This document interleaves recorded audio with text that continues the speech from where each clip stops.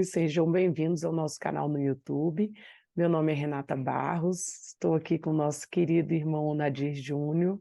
Obrigado, Nadir, por aceitar o nosso convite. Eu que agradeço o convite que nos foi endereçado tão carinhosamente para podermos estar aqui para compartilhar e refletir um pouco juntos. Nós que agradecemos. O Nadir falará sobre o tema Tendo sido semeado, cresce. Vamos fazer a nossa oração inicial. Amado Mestre Jesus, agradecemos a oportunidade do trabalho no dia de hoje, que possamos apreender todo o conhecimento que o nosso irmão nos trará, elevando o nosso pensamento a Deus e aos nossos amados irmãos benfeitores que nos acompanham.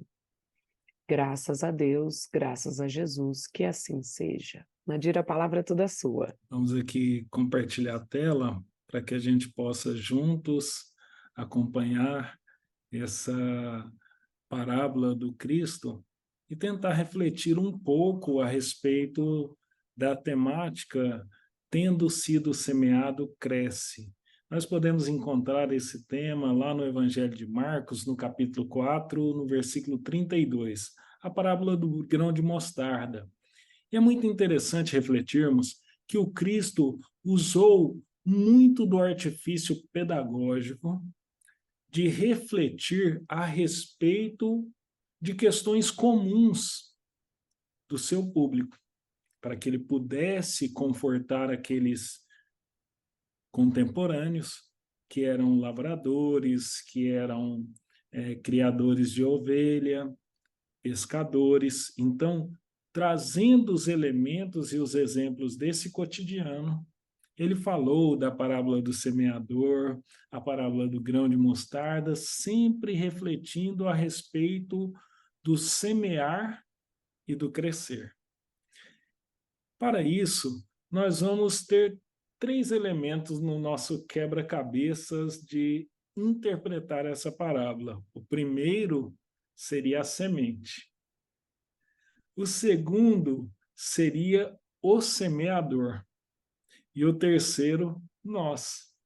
Como nós podemos refletir a respeito da parábola do semeador e da parábola do grão de mostarda com esses 3 elementos, a semente, o semeador e nós? Nesse aspecto, vamos trazer então o evangelho do próprio Cristo, quando também na explicação da parábola do semeador, trazendo a referência da Bíblia de Jerusalém, da editora Paulus, no Evangelho de Marcos, a explicação da parábola do semeador, lá no versículo 14, Jesus disse: o semeador semeia a palavra. Então, toda vez que tivermos a compreensão de termos o Evangelho do Cristo, as palavras de Deus, através de Jesus, nós estamos tendo a semente, que é a palavra do Cristo. Mas onde nós podemos encontrar? Será que é uma interpretação do Nadir Júnior? Não. Vamos pegar, então, lá no livro Convites da Vida, da editora Leal, pelo espírito Joana de Ângeles, através da mediunidade de Valdo Pereira Franco, no capítulo 53, Convite à Sementeira. E é muito interessante quando refletirmos nesse aspecto, porque ela vai nos dar essa compreensão, Joana de Ângeles, quando ela diz: as sementes são as palavras do Senhor, férteis e nobres em seu potencial libertador. Há, no entanto, outras sementes que têm recebido preferência dos homens. Todos somos semeadores. Exemplos geram lições, palavras propõem conceitos, pensamentos elaboram ideias. Estamos sempre diante de professores cercados por aprendizes. A vida social, desse modo, é decorrência dos impositivos geradores dos hábitos que se destacam. Assim, em qualquer circunstância, o homem semeia. Então, nós queremos dar ênfase a duas características que Joana de Ângeles nos diz aqui nesse aspecto. E olha que interessante ela traz para a gente para refletirmos a respeito desse aspecto. Há, no entanto, outras sementes que têm recebido a preferência dos homens. E nós, pais, educadores, sempre ficamos nos questionando: será que estamos fazendo certo? Será que quando eu levo meu filho na evangelização, quando eu peço para ele nos acompanhar numa exposição doutrinária a qual nós estamos agora, será que eu estou fazendo certo, errado? Na realidade, todos somos semeadores. Mas as sementes, como diz Joana de Ângeles, são a palavra do Senhor, sempre férteis e libertadores. Mas quais são as sementes que nós estamos dando preferência?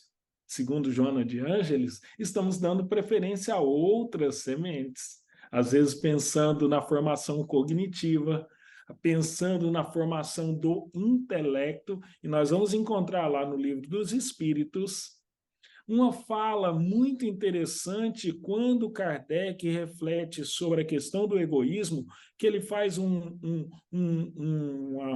complementação da questão. Ele diz: a educação propriamente entendida é aquela que forma homens de bem, e não homens com o pensamento cognitivo. Será que eu, quanto pai, quanto pais, quanto educadores, quanto tutores, né? Porque hoje nós temos os filhos sendo criados pelos avós, pelos tios também, nós temos essas configurações diferentes de família. Então, como tutores, o que eu estou dando preferência? E não esquecer que no contexto do Evangelho Divino, nós somos todos educandos, somos todos alfabetizando no Evangelho Divino. Então, para darmos essa questão de que nós estamos sempre cercados de alunos e também estamos aprendendo, nós trazemos da editora Record, O Homem que Calculava, Malbata Tarran, que é o pseudônimo do nosso pernambucano Júlio César de Melo Souza. Lá no capítulo 13, ele vai refletir muito interessantemente para a gente, quando diz: os sábios educam pelo exemplo, e nada há que avassale o espírito humano mais suave e profundamente do que o exemplo.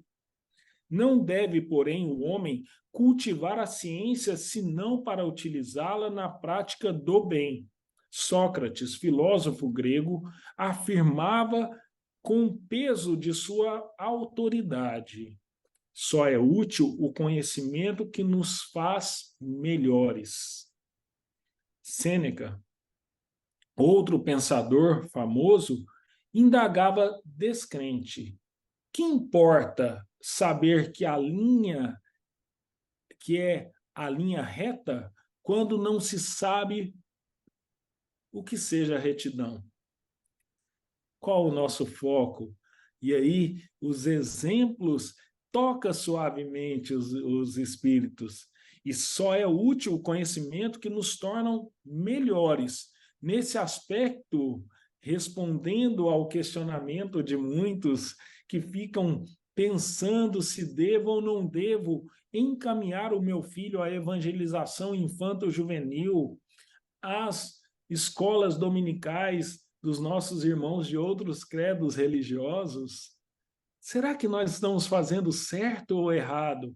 E aqui nós vamos ver que se eu estou acompanhando, se eu estou mostrando que aquele conhecimento me é útil e me é caro também, através do exemplo, eu vou estar semeando a semente, a palavra de Deus. Mas lembrando e refletindo mais sobre esse aspecto, nós vamos trazer lá do livro Conduta Espírita, pelo espírito André Luiz, psicografia de Valdo Vieira, no capítulo 42, perante a instrução. André Luiz, o Espírito, nos traz alguns alertas importantes para refletirmos quando ele diz: na Academia do Evangelho, todos somos alunos. Novamente, só para refrisar, na Academia do Evangelho, todos somos alunos.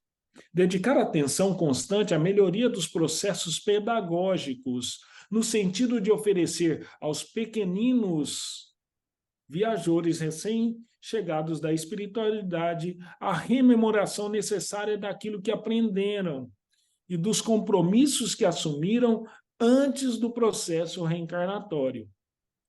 Quem aprende pode ensinar, e quem ensina aperfeiçoa o aprendizado. A educação da alma é a alma da educação. Então, nós só teremos êxito, nós só teremos o verdadeiro foco daquilo que nós nos comprometemos ao reencarnarmos, a estarmos novamente na carne, quando nós estivermos pensando na educação da alma e a rememoração daquilo que nós aprendemos na erraticidade, no plano espiritual, para que aqui, novamente presente na carne, pudéssemos colocar em prática. Nesse aspecto, nós relembramos Jesus sempre e sempre, a refletir conosco, nesse aspecto, e nós podemos interpretar melhor essa parábola do grão de mostarda. Pegamos o livro Sabedorias do Evangelho, da editora Sabedoria, o 5º volume, de Carlos Torres Pastorino. No capítulo Mostarda e Fermento, ele nos dá a dimensão da compreensão dessa semeadura, dessa pequena semente, que se torna uma árvore grandiosa. E ele fala, a interpretação comum é que o mestre salienta que a vida espiritual, mesmo começando pequenina, cresce enormemente. A semeadura é feita na própria criatura, no coração, e quem semeia é a inteligência e a alma. Será que eu estou dando comando aos meus pequeninos, aos meus jovens, àqueles que nos cercam? Ou estou tentando tocar o coração para que ele possa, através dele mesmo, nessa rememoração daquilo que ele aprendeu, do que ele tem nato dentro dele, refletir e se tornar a importância dessa vida espiritual? A semeadura tem que ser feita pelo próprio indivíduo. É a luz própria que deve refletir. Por isso que nós lembramos a passagem de Jesus, que ele diz, brilha a vossa luz. E é nesse aspecto que nós, educadores, que nós, tutores, nós, educando e passando pelo processo de educação, devemos rememorar essa semente, que é a palavra de Deus, através do Cristo. E nesse aspecto, de um material grandioso da Federação Espírita Brasileira, que é o Evangelho Redivivo, o livro 3, estudo interpretativo do Evangelho segundo Marcos. Nós temos dos 4 evangelistas o material.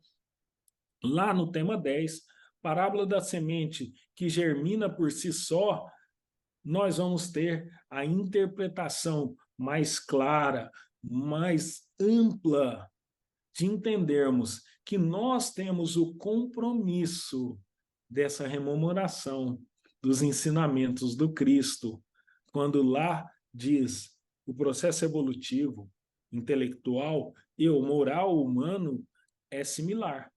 Começa com a aquisição do conhecimento, é a semente. Depois vem sua manifestação, a germinação, na forma de pensamento e palavras. Posteriormente, o aprendizado desenvolvido muda hábitos e comportamentos nocivos, substituindo-os pelas ações humanas no bem. Germinação, surgimento do vegetal e produção dos frutos. Contudo, para alcançarmos o estágio de espíritos evoluídos, o que produz frutos do amor e verdade, faz-se necessário trabalhar com afinco, sem vacilação. Por isso nós fazemos novamente. Eu estou ofertando a semente, essa aquisição do conhecimento, por isso que se nós pegarmos o pensamento de Emmanuel, ele vai dizer: a palavra do Cristo precisa ser conhecida, meditada, sentida e vivenciada. Então, nesse aspecto, eu estou ofertando àqueles que estão próximos a mim, ao meu entorno, aqueles que estão sobre a minha conduta, esse aspecto de apresentar os pensamentos do Cristo, o Evangelho do Cristo. Então, começa com a semente, com a aquisição do conhecimento. Depois vem a sua manifestação, ou seja, aquelas palavras me tocou. Consequentemente, eu tornei-a conhecida. Eu meditei sobre ela. E eu quero colocá-la em prática. Eu preciso vivenciar essas palavras. Aí vem a manifestação. É a germinação, de forma de pensamentos e palavras. Então, eu começo a externar, eu começo a colocar em prática aqueles ensinamentos: amar ao próximo como a mim mesmo, amar a Deus sobre todas as coisas, e isso vai mudando os meus hábitos e os meus comportamentos. Para isso, nós enfatizamos o livro O Mestre na Educação, de Vinícius. No capítulo 24, Jesus e suas parábolas, ele vai refletir claramente com a gente sobre essa questão da interpretação. E ele fala: a dos trabalhadores das diversas horas do dia, comprovando que a evolução do espírito depende mais de operosidade e diligência do que propriamente do tempo, e que o valor das obras resulta da sua perfeição e não do seu volume. Olha que interessante ele traz para a gente, porque muitas vezes nós queremos que aqueles que estão próximos a nós, que nós mesmos tenhamos um tempo, uma dinâmica própria, comum e linear a todos, de ser tocado e colocar em prática. Aí nós queremos que os nossos filhos, os nossos irmãos, parentes, familiares, ou aqueles que estão cercados na sociedade, com um determinado tempo que teve de vivência nas palestras públicas, nos estudos, na evangelização, que seja tocado e coloque em prática. E aqui não, aqui ele está nos dando o entendimento, pegando as parábolas que se interconectam, falando das trabalhadores da última hora, que cada um tem o seu tempo. Cada um é um ser único, indivíduo único, que tem o seu tempo de ser tocado e colocar em prática. E não é o volume ou a grandiosidade da tarefa, é aquela que nós fazemos com perfeição. Por isso que nós vamos encontrar lá no livro Boa Nova, quando Joana de Cusa, tocada pelo Cristo, querendo vivenciar o Evangelho, chega ao Cristo e diz que quer servir o Evangelho. E Jesus, segundo Humberto de Campos, o Espírito, através da mediunidade de Chico Xavier, nos diz que o Cristo se volta a Joana de Cusa e diz: quer servir o Evangelho? Volte para sua casa e ame seu marido. Muitas vezes, nossa maneira de expressão do Evangelho será na família, será na convivência dos nossos consanguíneos. Esse é o primeiro passo da vivenciação do Evangelho. Por isso que nós precisamos refletir de apresentar essa semente para que ela possa, em cada um, a seu tempo, ser colocada em prática e vivenciada. E, novamente, trazendo a interpretação de Carlos Torres Pastorino, novamente, no Mostarda e Fermento, ele vai dizer: coloquemos a semente, embora pequena, no coração das criaturas e aguardemos que cada um cresça por si. Se o terreno for fértil, a semente se tornará árvore. Saibamos agir em nós e nos outros com humildade. A ação divina fará por si. Não nos preocupemos, basta que lancemos as sementes. Então, quando nós colocamos nos aflitos, quando muito questionamos, será que fiz certo? Será que levar o meu filho na evangelização, às vezes convidar insistentemente para ir na palestra pública ou no estudo, ou nas igrejas dos nossos irmãos de outros credos religiosos, será que eu fiz certo? Será que essa semente foi colocada? E aqui Carlos Torres Pastorino nos auxilia nessa compreensão que nós devemos colocar a semente e aguardar que ela cresça, porque se o solo for fértil, se ali tem um coraçãozinho apto a receber aquela semente, ela vai se tornar árvore. E nós trabalhando em nós e agindo com humildade, ofertando e não obrigando, a ação divina fará por si só. Nós vamos ser auxiliares da grande obra que é do Mestre.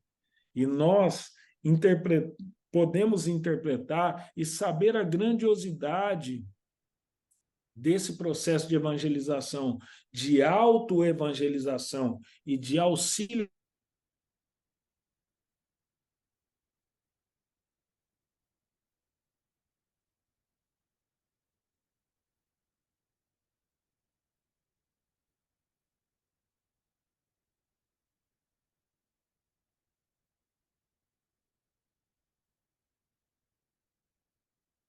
compreensão, quando ela diz, lá no livro Terapêutica de Emergência, no capítulo 4, Evangelização, Desafio de Urgência, ela vai Nadir, nos...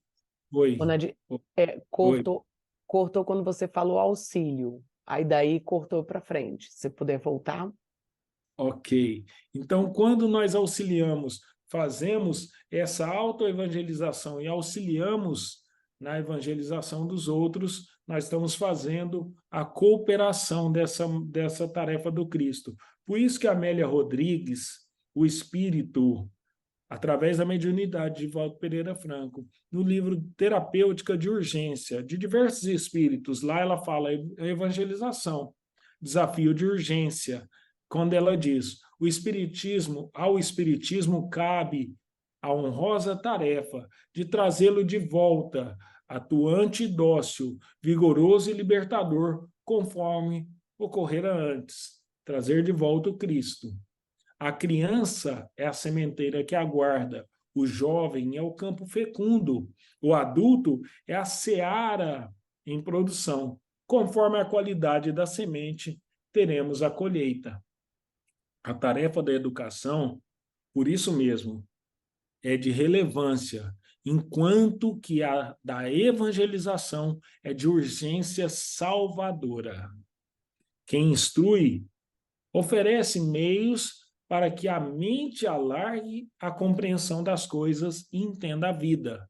Quem educa cria os valores éticos culturais para uma vivência nobre e ditosa. Quem evangeliza liberta para a vida feliz. Evangelizar é trazer Cristo de volta ao solo infantil, como bênçãos de alta magnitude, cujo resultado ainda não se pode realmente aquilatar. Então, ela nos dá esse aspecto, que ao Espiritismo cabe trazer o Cristo de volta, que a criança é a sementeira, que nós precisamos ofertar a palavra, o jovem em campo fecundo. E o adulto, quando passado por esse processo, se torna a seara em produção. Lembrar que evangelização é um desafio de urgência salvadora, que quem evangeliza liberta para a vida feliz, segundo o Espírito Amélia Rodrigues. Então, que possamos auxiliar através de apresentar essa semente, mas não esquecer que muitas vezes é através do exemplo que nós conseguimos mostrar esses aspectos de importância. Então, rememorando todo o processo que nós trouxemos nessa reflexão, nós temos um iniciar. Lembrar que os espíritos, no plano espiritual, ainda antes de retornar à carne, eles têm a rememoração das suas necessidades ao voltar pelo processo da reencarnação. Então, quanto esses espíritos estão ligadinhos ao corpo, ainda dentro do útero, em desenvolvimento, ele está já em processo de rememoração das suas necessidades reencarnatórias. Então, por isso, o iniciar é a rememoração necessária do que aprendemos, dos compromissos que assumimos antes do processo reencarnatório. Então, cabe-nos, como tutores, quanto educadores, rememorar. Rememorar o quê? A semente. As sementes são as palavras do Senhor, férteis e nobres em seu potencial libertador. Então, cabe-nos apresentar essas palavras, a semente, trazer de volta o Cristo e os seus ensinamentos através do processo evangelizador. E a orientação seria o terceiro passo, seriam os exemplos. Os exemplos geram lições. Palavras propõem conceitos, pensamentos elaboram ideias. Se eu for lá e deixar o meu filho no centro espírita ou nas igrejas dominicais e virar as costas para ir para outros afazeres, normalmente vai ser perguntado: se é bom para mim, por que não é bom para o meu pai, para minha mãe ou para o meu tutor?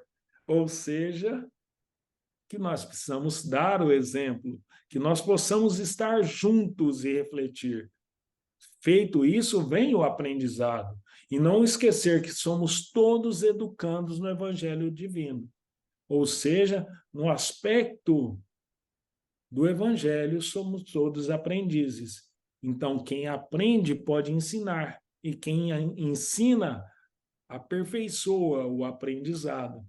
Toca-me, primeiramente, antes de tocar o outro. E a semeadura. A semeadura traz esse aspecto muito importante. A tarefa da evangelização é de urgência salvadora. Não esquecer que quem evangeliza liberta para a vida feliz. Então, que possamos, nesse aspecto, trazer o Cristo de volta através do processo da evangelização. Mas aí começam os obstáculos, começa o processo de interação com aqueles na sociedade, nos meios em que vivemos. Então vem a vivência desse aspecto. Então a vivência é onde se ergue, se consolidam as qualidades nobres que estamos edificando. Então, quando nós colocamos em prática os ensinamentos, quando o ser cristão não é só um verbete, é uma ação, é a hora que nós estamos vivenciando esses ensinamentos, essa semente, essas palavras do Cristo. Então, ela vai tocar aquele solo fértil e começa a se tornar árvore. Feito isso, ela mexe com o indivíduo, traz os sentimentos necessários.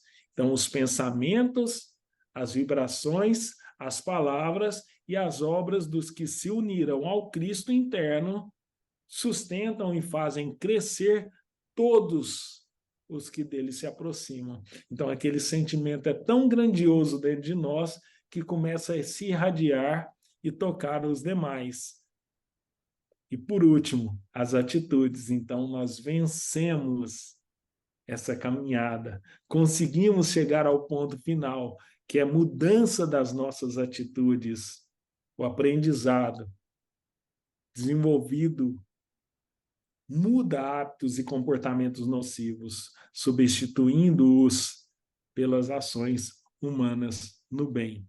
Então, fiz certo em conduzir aqueles que me rodeiam aos processos de evangelização, de educação através dos ensinamentos do Cristo, que é nosso modelo e guia? Sim.